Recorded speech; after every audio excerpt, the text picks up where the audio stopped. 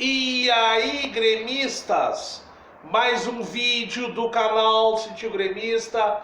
Aqui quem fala é Mariano Brother. E afinal, né, de quem é a culpa de tudo isso que vem acontecendo com o Grêmio? Na verdade, eu já nem sei mais o que vem acontecendo. Eu não consigo mais entender. Depois dessa do Maicon, em primeiro lugar, esse vídeo também é um agradecimento ao capitão Maicon. Vou fazer um pequeno... pois eu lembro quando nós perdemos para o Rosário Central. E o Maicon, eu não me lembro se era capitão ainda, mas eu me lembro que era volante. Sim, óbvio, né? E eu lembro que após o Grêmio ser engolido pelo meio campo do... Tô tirando a papatilha, cheguei agora no trampo. E eu lembro quando o Grêmio foi... Não, tá tudo ok. Quando o Grêmio foi engolido pelo meio campo do Rosário Central, inclusive com o Daniel Musto em campo, eu lembro a raiva que eu senti do Maicon, de que um volante do Grêmio não poderia ter aquele tipo de atitude, nem estar em campo daquela maneira frevola. E lembro de chamar ele de Bambi, de dizer um jogador de São Paulo, né? Sendo que Dinho e Goiano vieram de São Paulo. E depois pedi desculpas a ele, pois eu lembro do que aconteceu na Copa do Brasil. Eu lembro de uma entrevista que ele deu, eu acho que aí já era lá Libertadores, quando ele disse que aquela derrota para o Rosário Central ele sentiu e aquilo não podia acontecer de novo. Então, um cara que, além de levantar canecos, de ser muito importante em Grenais no decorrer do que o Grêmio conquistou, né, ainda acho que é importante, talvez fosse se tivesse aí, mas tudo no seu devido lugar, porque não tem mais condições, né?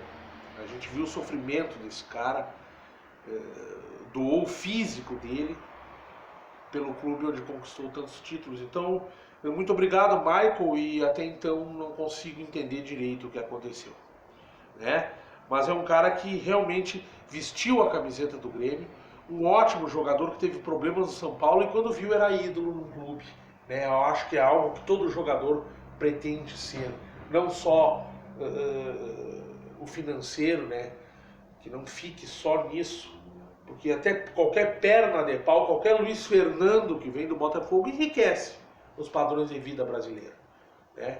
Imagina quanto um animal desses ganha. Paulo Miranda, David Braz, esse Everton que veio de São Paulo. No padrão, assim, a nível humano médio e natural, esses caras estão ricos, só não estão ricos, são burros, né? Por mais que um nível de jogador de futebol seja medíocre. Então eu acho que não é só isso que conta, o que conta, eu ainda acredito em pessoas de integridade que acabam torcendo para um clube que joga, o amor à camiseta, essas coisas. Eu pareço um idiota, né? Eu sei. E eu, voltando ao vídeo, o que acontece com o Grêmio, quem é o culpado, né? Pois eu já fui criticado aqui várias vezes por ter a esperança de dizer que o Grêmio não cai, e eu ainda até então acho que não cai, mas começa a querer mudar de opinião, né? Porque quando parece que tudo vai se ajeitar, por mais que tenha perdido para o Corinthians, por mais que tenha sido goleado para o Flamengo, o futebol que o Grêmio apresentou é melhor do que o anterior, do que quando parecia estar mais perdido. Mas aí vem um monte de coisas e a gente vê que o problema do Grêmio atualmente é direção, é vestiário, é campo, é uma loucura. E a gente não consegue entender o que acontece. Então eu já começo a sentir o cheirinho da Série B. E aí, vamos encarar na boa ou na ruim, estamos aí torcendo, né, brother? Mas agora quem é o culpado? Cara, é um conjunto de coisas, né? E o maior culpado eu atribuo a duas questões. A direção do Grêmio, quando o Romildo Bolzan assumiu, eu lembro, né? E até então o Grêmio estava um ano à frente do planejado, daquilo que o Romildo Bolzan falou no início da sua gestão, né? Onde veio o Douglas. O Grêmio se desfez de vários jogadores, trouxe o Douglas como a maior contratação e a gente rezando, porque, porra, o Douglas, velho. E aí aí tudo aquilo, Copa do Brasil, e foi acontecer, né? Então, começa por aí, e aí aquela ótima gestão, né? Aquele endeusamento do Romildo Bolzan, e eu sempre falei aqui, não enalteça o Cartola, né? Veio o Renato, ganhamos títulos, né?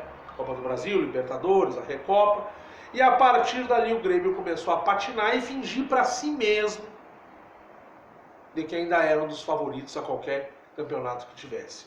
Eu lembro que quando o Grêmio ganhou a Copa do Brasil, ganhou a Libertadores, se não me engano, eu fiz um vídeo falando, cara, a gente tem que manter esse padrão de vitórias e não se iludir um outro ano, né? E foi o que aconteceu. Eu lembro que quando o Grêmio foi jogar a Copa do Brasil de 2016, o Atlético Mineiro, que tinha sido campeão da Copa do Brasil em 2013, e eu citava justamente isso, manter e não ser um Atlético Mineiro. Por quê? Porque até mais ou menos 2016, até ser escorraçado, judiado e massacrado pelo Grêmio, né? Perdeu um treinador no primeiro jogo de ida e no jogo de volta já tendo largado de mão. O Atlético Mineiro mesmo, depois de 2013, foi até 2016 sendo favorito de alguma coisa e não ganhou nada. Na sombra daquele título de 2013. E o Grêmio caiu no mesmo engodo. Foi se iludindo, foi se enganando, ou talvez E aí é aquilo que eu digo. Às vezes a direção de sã consciência tinha noção de que era muito inferior e no fundo quem foi enganado é o torcedor. Então começa por aí.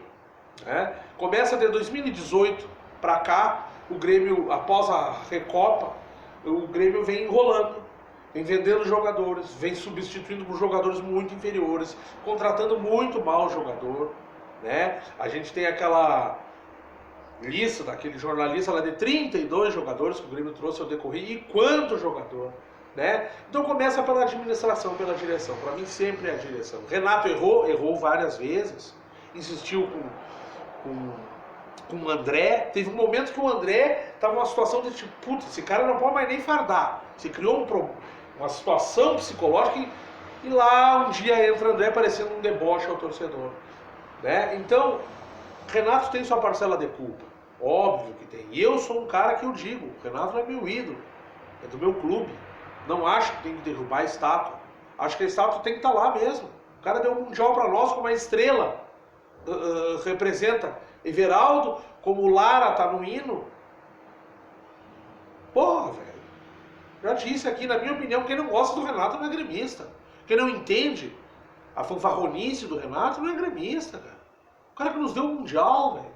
Junto com os outros jogadores, é óbvio. Mário Sérgio, que partida. Mas é o Renato, velho. Eu aprendi a minha geração, a minha geração, tinha os que não gostavam e aqueles que gostavam do Renato. Eu sempre gostei.